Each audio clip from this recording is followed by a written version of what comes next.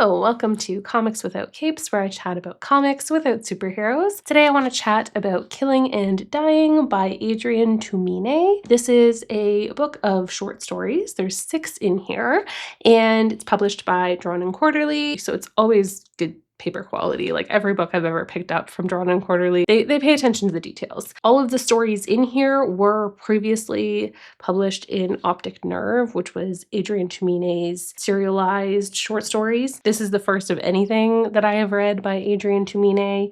And from reading this, I definitely want to check out his other stuff. Yeah, you've got a lot of variety in the art styles. Some of them have like color, some of them don't. Some really nice coloring.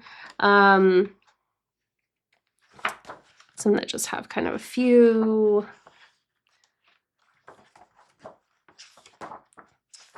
You've got one where you're not really even seeing people's faces. There's no speech bubbles. It's just all kind of giving you a bit of a story with some pictures. And then you've got some that have panels more like that.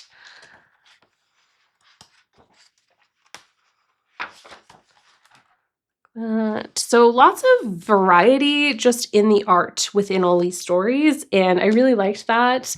I really liked that each story was super different. I would say overall the general book feel was kind of a little bit of like melancholy mixed with maybe a little bit of cringe every once in a while, where you're like cringing for some of the characters.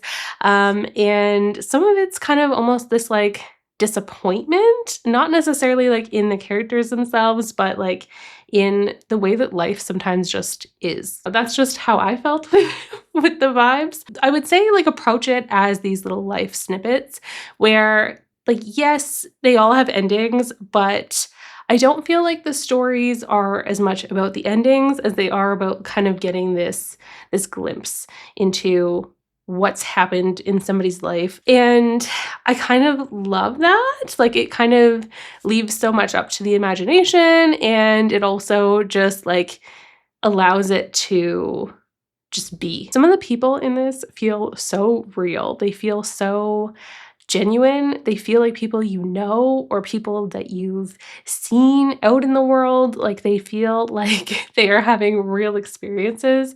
And one of the ones that like really drove this home for me was the Go Owls short story, which depicts a relationship that's got kind of a darker abusive side to it.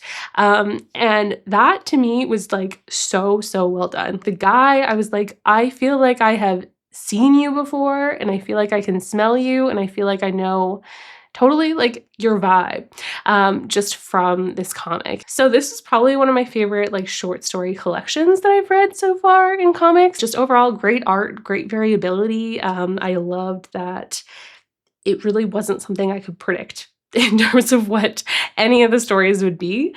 So it was just a very interesting ride. So I'm curious if you have any other short story recommendations, what you really like, because yeah, I've been really vibing with this. I love the darkness, the melancholy of it. So I'll just go through all the stories and I'll kind of try and rank them from like my favorite to my least favorite, and I'll just give a little blurb on each one. Probably my 2 favorites were Go Owls and Killing and Dying.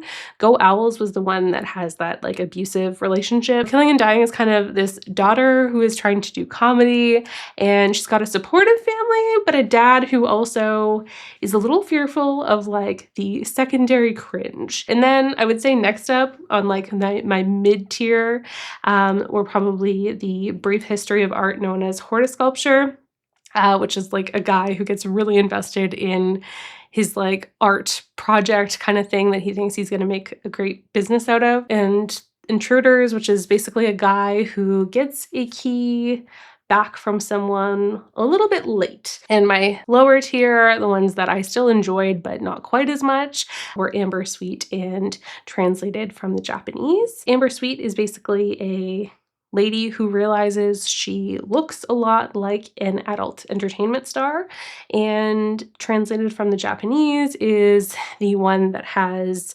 no speech bubbles, and it's just you're like looking at pictures, but you're not seeing the characters' faces or anything like that. So yeah, overall, highly recommend if you like short stories, or if you haven't really read short stories and you want something a little darker, a little bit more like human, adult, real feeling, and that you don't mind kind of just being there for the ride. Thanks. Take care.